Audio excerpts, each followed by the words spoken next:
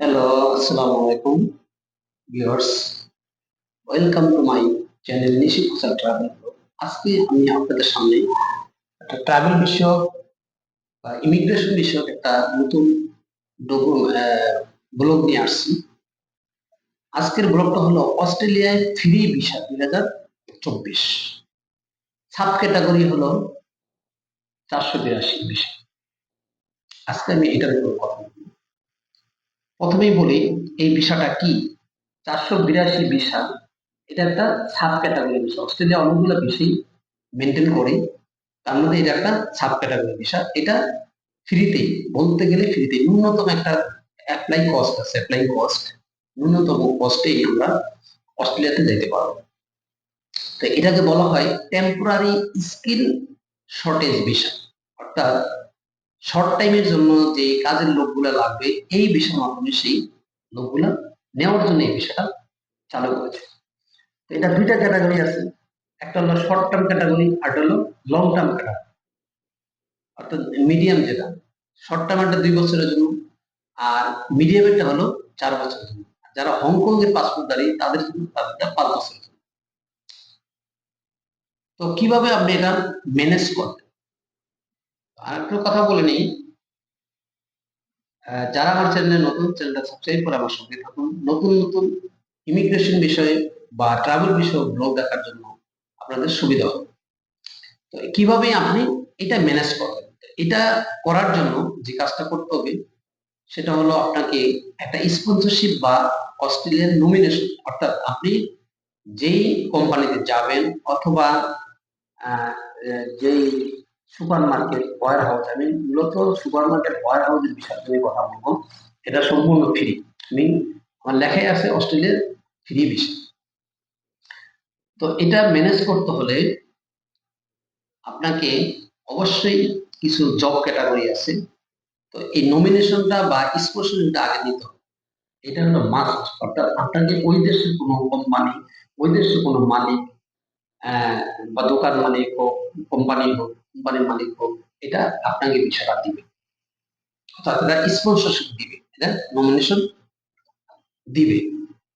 তো এটা আপনাকে ম্যানেজ করতে হবে। এটার মধ্যে এখন কি কি ক্যাটাগরিতে আমরা যাইতে পারবো, অনেকগুলা ক্যাটাগরি আছে। সেটা জানার জন্য আমি একটা আপনার ওয়েবসাইটের কথা বলবো। Immigration home home affairs .com Australia, এরকম একটা আমি ডেসক্রিপশনে দিয়ে দিব।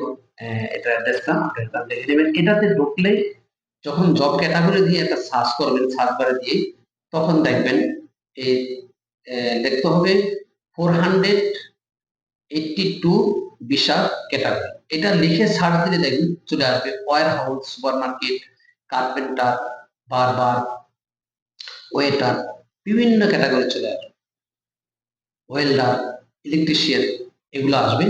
তো আপনি যেই ক্যাটাগরির জন্য পারফেক্ট, আপনি সেই ক্যাটাগরিতে নিতে হবে। এখানে একটা জিনিস দেখতে হবে, এখানে কিছু কিছু জিনিস আছে যে স্কিল অ্যাসেসমেন্ট করতে হয়, কিছু কিছু আছে স্কিল অ্যাসেসমেন্ট করা লাগে না। আপনাকে ওইটাই সিলেকশন করতে হবে। ওয়্যার হাউস বা আপনার সুপার মার্কেটের জব, এখানে স্কিল অ্যাসেসমেন্ট করার দরকার নেই। কিন্তু ইলেকট্রিশিয়ান, ওয়েল্ডার, কার্পেন্টার, এগুলার স্কিল অ্যাসেসমেন্ট করতে হবে। তো এটা হলো থার্ড পার্টি কোনো কোম্পানি দ্বারা, যেটা অস্ট্রেলিয়ার গভর্নমেন্ট কর্তৃক রিকগনাইজড, সেই ধরনের কোম্পানি দ্বারা আপনাকে এটা রিকগনাইজ করতে হবে। এটা আপনি ওয়েবসাইট পেয়ে যাবেন। এটা লিখে সার্চ দিলে ওয়েবসাইটটা পেয়ে যাবেন। এবার আসেন কস্ট কি পরিমাণ করবেন। যেটা শর্ট টার্ম সেটা হলো 1495 অস্ট্রেলিয়ান ডলার। এটাতে এখন কারেন্সি রেট দিয়ে আমরা গুণ দিলে যত টাকা হয় তত টাকা। আর হলো মিড টার্ম যেটা বা মিডিয়াম যেটা, সেটা হলো 3115 ডলার, অস্ট্রেলিয়ান ডলার। টাইম লাগবে। টাইমিং হলো আপনাকে 2 থেকে 4 মাস কি 5 মাসের মধ্যে এটা বিষয়টা প্রসেস করা হয়ে যাবে। এবার আসেন কি কি ডকুমেন্টস লাগে। 1 নম্বর ডকুমেন্ট হলো আপনি ইংলিশ স্পিকিং স্কিল, যেটা রিকোয়ারমেন্টটা, এটা হলো এই বিষয়গুলোর জন্য, যেটা মিডিয়ামের জন্য হলো 5, অল ওভার 5, আর হলো আপনার যেটা শর্ট টার্ম, যেটা শর্ট টার্মের জন্য 4.5, এটা কিন্তু এভারেজ হলেও চলবে এরকম। তবে ইংলিশ রিকোয়ারমেন্টটা আপনারা অন্য উপায়ে নিতে পারেন। যদি যারা আইএলটিএস করতে চান না, আইএলটিএস দিতে চান না, তারা হলো আপনি যে যে কোর্সগুলা বিগত দিনে করছেন, যে পড়াশোনা করছেন, এটা যদি ইংলিশ মিডিয়াম হয়ে থাকে, যেমন ও লেভেল যারা, এ লেভেল তারা ইংলিশ মিডিয়ামে করছে, তো এটা স্ব প্রতিষ্ঠান থেকে একটা মই, মিডিয়াম অফ ইনস্ট্রাকশন, এটা কালেকশন করতে হবে। ধরেন আপনি গ্রাজুয়েশন করছেন ঢাকা ইউনিভার্সিটি, তাহলে আপনি ওই ডিপার্টমেন্টের থেকে মিডিয়াম অফ ইনস্ট্রাকশন এটা কালেকশন করলেই চলবে। অথবা আপনি যেই কোম্পানির ভিসা নেবেন, সেই কোম্পানির যদি অস্ট্রেলিয়ার বাহিরের কোনো কোম্পানি হয়ে থাকে, তাহলে আপনাকে ইংলিশের জন্য আইএলটিএস দিতে হবে, অর্থাৎ আপনি অটোমেটিক্যালি ইংলিশ স্পিকার। নেক্সট হলো স্কিল অ্যাসেসমেন্ট। অনেকগুলো আমি বলছি স্কিল অ্যাসেসমেন্ট লাগে না, কিন্তু ওয়্যার হাউস, তারপরে আপনার ইয়ে সুপার মার্কেট যেটা, এটার জন্য লাগবে। এটার জন্য আপনার স্কিল অ্যাসেসমেন্ট ছাড়াই করতে পারবেন। রিলেভেন্ট জব এক্সপিরিয়েন্স, আপনি যে জবটার জন্য করছেন, ধরেন আপনি সুপার মার্কেটের একটা জব, ওয়্যার হাউসের ম্যানেজার হিসেবে অথবা ওয়্যার হাউসের ইনচার্জ হিসেবে করতে চাচ্ছেন, তাহলে সেই ওয়্যার হাউসের জব বাংলাদেশে কোথায় করছেন সেটার একটা রিলেভেন্ট জব এক্সপিরিয়েন্স আপনার লাগবে, মিনিমাম 2 বছর এটা লাগবে। স্পন্সরশিপ আগে বলছি, আপনি অস্ট্রেলিয়ার কোনো কোম্পানি থেকে স্পন্সরশিপ নেবেন। এটা কালেকশন করার জন্য, কমিউনিকেশন করার জন্য আপনাকে www.indeed.com অস্ট্রেলিয়া এটা লিখে সার্চ দিবেন। সার্চ বারে যে আপনার ক্যাটাগরি ওয়্যার হাউস লেখেন, অথবা আপনি সুপার মার্কেট জব লেখেন, অথবা কার্পেন্টার লেখেন, ইলেকট্রিশিয়ান লেখেন, লিখে সার্চ দিলে এটা বের হবে। অথবা এটা হলো এইভাবে আমরা সার্চ করে বের করতে পারবো। তখন এখানে ডিটেলস, যে মালিক, যে কোম্পানি যারা এগুলা অ্যাডভার্টাইজমেন্ট করছে, তাদের ডিটেলস চলে আসবে, তাদের মেইল কমিউনিকেশন করার জন্য নাম্বার পাবেন। সবকিছু এইভাবে কমিউনিকেশন করে তাদেরকে ম্যানেজ করতে হবে, কনভিন্স করে আপনাকে স্পন্সরশিপ বা নমিনেশনটা নিতে হবে। দেন আপনাকে হেলথ সার্টিফিকেট, আপনি যে ফিট আছেন, এই জবের জন্য যে ফিট আছেন, এটা একটা হেলথ সার্টিফিকেট, এটা মেডিকেল করাই নিতে হবে। এটা অস্ট্রেলিয়ার জন্য যে রিকোয়ারমেন্ট, এটা করায়, বাংলাদেশে কোন জায়গায় করায় ওখান থেকে করে নিতে হবে। হেলথ ইন্স্যুরেন্স করা লাগবে। আপনি অস্ট্রেলিয়াতে যদি আপনি ফ্যামিলি নিয়ে যান বা আপনি সিঙ্গেল যান, এই ক্যাটাগরিতে গেলে আপনাকে হেলথ ইন্স্যুরেন্স করতে হবে। স্বামী স্ত্রী বাচ্চা নিয়ে গেলে আপনার সবার জন্য হেলথ ইন্স্যুরেন্স করতে হবে। এবার আসেন কিভাবে অ্যাপ্লাই করবেন।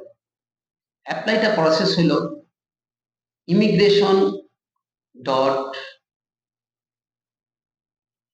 আমি ইমিগ্রেশনের জন্য যেখানে জব ক্যাটাগরি চেক করার জন্য যে ওয়েবসাইটটা দিয়ে দিচ্ছি, ওয়েবসাইটটা আবার ডেসক্রিপশন থাকবে, ওটার মধ্যে ঢুকে আপনি অ্যাপ্লাই করার পসিবিলিটি, অ্যাপ্লাই করার সকল প্রসেস ওখানে পাবেন। ওটা চেক করে নিতে হবে। কি কি ডকুমেন্টস লাগবে সেটা আমি বলে দিয়েছি। ইংলিশে আইএলটিএস থাকলে আইএলটিএস, থাকলে ইংলিশ স্কিল অ্যাসেসমেন্ট থাকতে হবে, আর হলো রিলেভেন্ট জব এক্সপিরিয়েন্স, তারপরে স্পন্সরশিপ থাকতে হবে, হেলথ ইন্স্যুরেন্স থাকতে হবে, এইগুলা থাকতে হবে।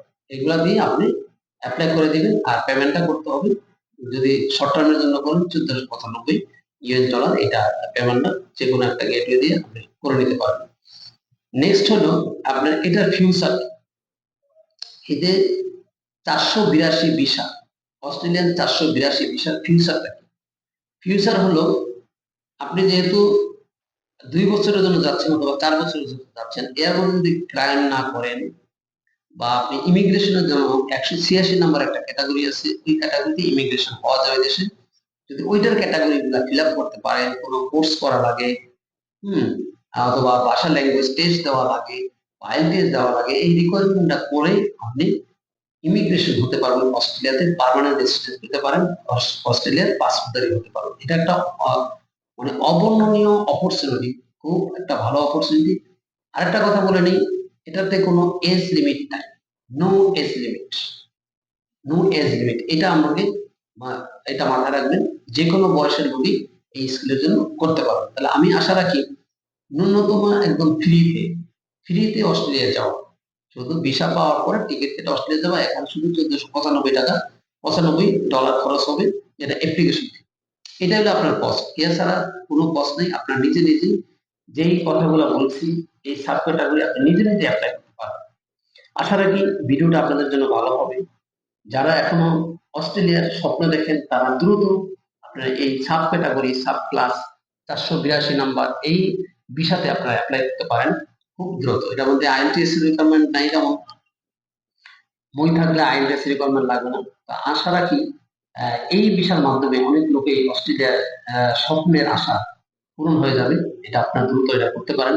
আজ এই পর্যন্ত, আবার দেখা হবে নতুন কোনো ভিডিওতে, নতুন কোনো হেল্প আপনার ট্রাভেল বিষয় বা ইমিগ্রেশন বিষয়ে টিপস নিয়ে আসবো। সেই পর্যন্ত সুস্থ থাকবেন, ভালো থাকবেন, আল্লাহ হাফেজ।